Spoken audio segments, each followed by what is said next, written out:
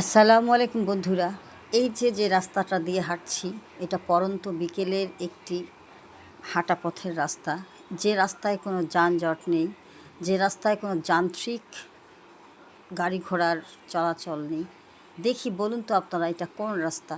হ্যাঁ, অনেকে বলতে পারবেন, অনেকে বলতে পারবেন না। আমি বলে দিচ্ছি, এটা দোয়েল চত্বর থেকে নেমে সোজা বইমেলায় যাওয়ার রাস্তা। আমরা গতকাল বইমেলায় গিয়েছিলাম, ঠিক সন্ধ্যার আগ মুহূর্তে, যেটাকে বলে পড়ন্ত বিকেল, তখনও সূর্য ডোবেনি। এই রাস্তাটা আমার খুবই ভালো লাগে। তো রাস্তায় চলার পথে পাশে যে বীর শহীদদের কবর আছে, এই যে সেই বীর শহীদের কবরের উপর যে স্মৃতিসৌধ বা স্মৃতিস্তম্ভ, সেটারও কিছুটা ছবি নিয়ে নিলাম এখানে।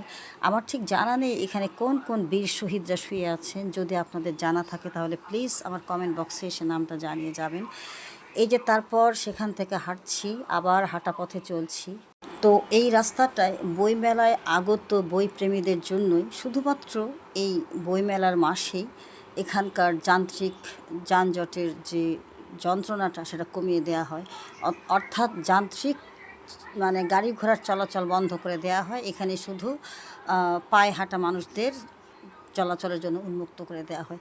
তো শেষ পর্যন্ত যে বইমেলায় এসে গেলাম, বইমেলায় প্রবেশদ্বার এইটা। তো বন্ধুরা, আমার এই ভিডিওটি যদি ভালো লাগে অবশ্যই আমার এই চ্যানেলটিকে সাবস্ক্রাইব করবেন এবং আমার সাথেই থাকবেন আশা রাখি।